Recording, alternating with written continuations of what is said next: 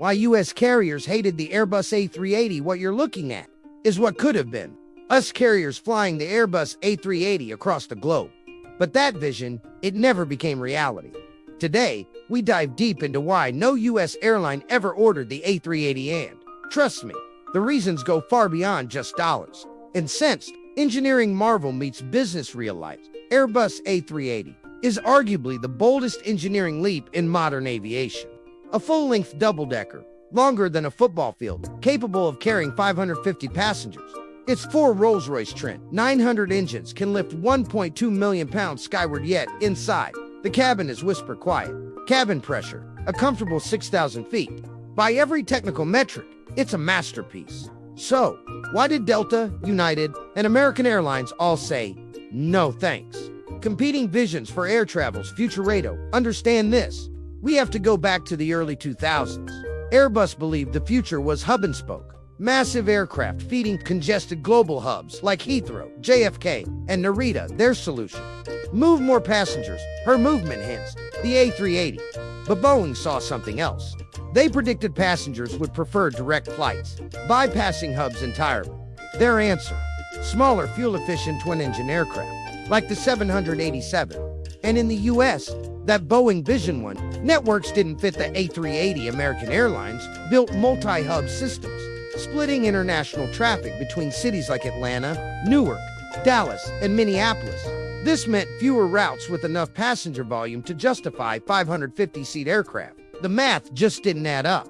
Even before the big mergers, when carriers like U.S. Airways, Continental, and Northwest still existed, none saw the A380 as a fit. Infrastructure and operational limitations. The A380 wasn't just big, it was code F, big. That meant wider taxiways, reinforced bridges, special jet bridges, and gate redesigns. Most U.S. airports weren't equipped for this. JFK's Terminal 4, one of the only U.S. terminals ready, lacks needed reconstruction. O'Hare, largely incompatible throughout the A380's production life. And who footed the bill for upgrades? Often, the airlines. Economics just didn't work. Then came the bottom line. For engines meant more maintenance, higher fuel burn, and more risk. Filling 550 seats is much harder than filling 300. In the brutal, hyper-competitive U.S. market, especially during post-9/11's bankruptcies and the 2008 financial crisis, those risks were unacceptable. Why it worked for Emirates but not for the U.S. Ironically, Emirates' success with the A380 highlights why it failed in the U.S. Emirates built its entire strategy around one mega hub, Dubai. Its location allows one-stop connections to nearly anywhere on Earth. Terminal 3 has 20 gates, custom-built for the A380. Add in 24-hour operations, no curfews, and government backing. And you have an ecosystem designed around the Super Jumbo, a second life after COVID. By 2019, the A380's future looked grim. Production ended.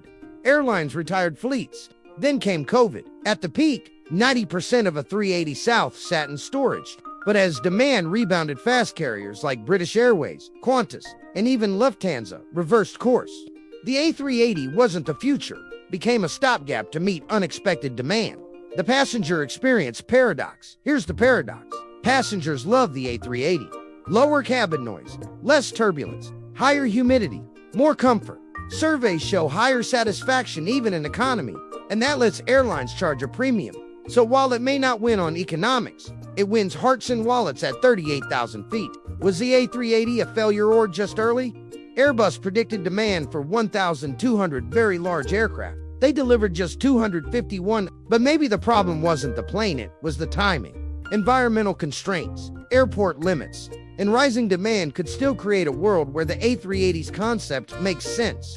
Until then, U.S. airlines will stick with twins like the A350 and 787, smaller, leaner, more flexible. The A380's legacy. The A380 may not have been a financial success, but it was a triumph of ambition. It inspired awe. It redefined luxury. It pushed technology forward. And for the passengers lucky enough to fly it, there's still nothing quite like it. Was the A380 a visionary aircraft before its time, or an evolutionary dead end? Let us know your thoughts in the comments. Don't forget to subscribe for more deep dives into aviation's most fascinating stories.